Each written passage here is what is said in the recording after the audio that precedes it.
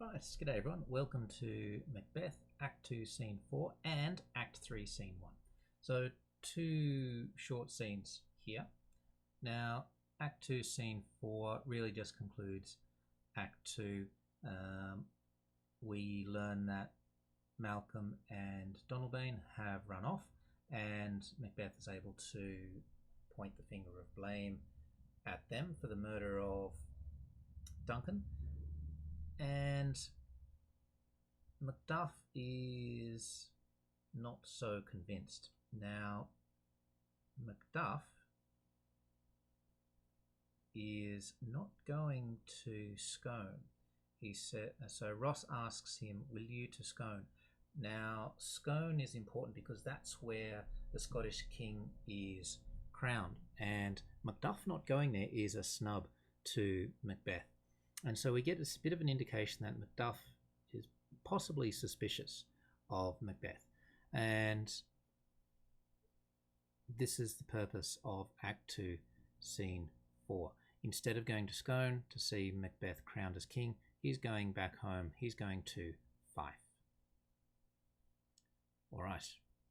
That's the end of Act 2, Scene 4, and it's a bit of foreshadowing about how or who is going to get Macbeth in the end. Now we start Act 3, Scene 1, and Macbeth has now been crowned King of Scotland, and he's having a banquet, and his best friend Banquo is there. Now Banquo opens the scene, and he is suspicious of Macbeth. He's by himself, and he has a little soliloquy here. Thou hast it now, King Cawdor Glamis, all as the weird women promised, and I fear thou playest most foully for it. And so he's suspicious that Macbeth has killed the king. But he's also thinking, did they set me up for hope? But hush, no more. So he's not going to think about it right now. Then Macbeth comes in, and Macbeth talks to Banquo. Ride you this afternoon, I, my good lord.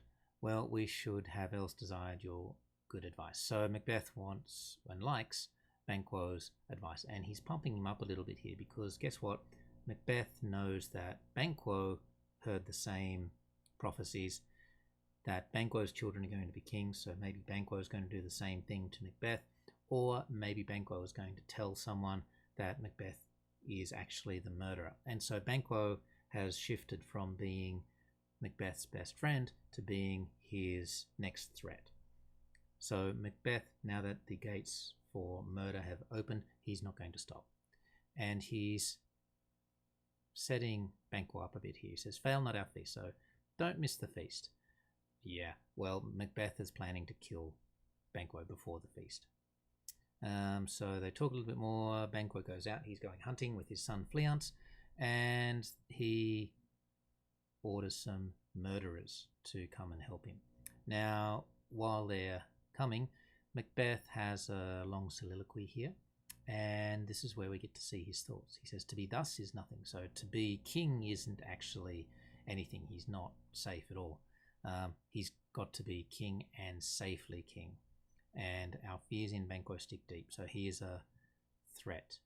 And in his royalty of nature reigns that which would be feared. So that means that his honorable nature, his honesty of character, his quality of character is something to be feared from Macbeth.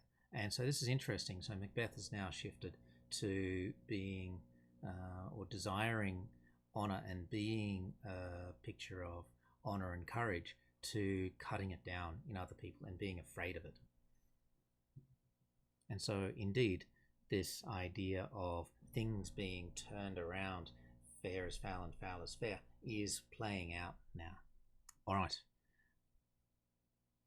And so we move on. The murderers come in, and Macbeth tells them that Banquo is the reason why they got sent, why they lost their position, or why they're in a bad situation. And so Banquo is everyone's enemy, and so I want you to go and kill Banquo. And at the end of the scene here, Macbeth says, it is concluded. Banquo, thy soul's flight, if it find heaven, must find it out tonight. So you're going to die tonight. But see here, Macbeth is still cognitively capable. He's still able to use rhythm and rhyme tonight. Flight and tonight. He ends with a nice rhyming couplet. All right, so that's it for now. Thanks, everyone.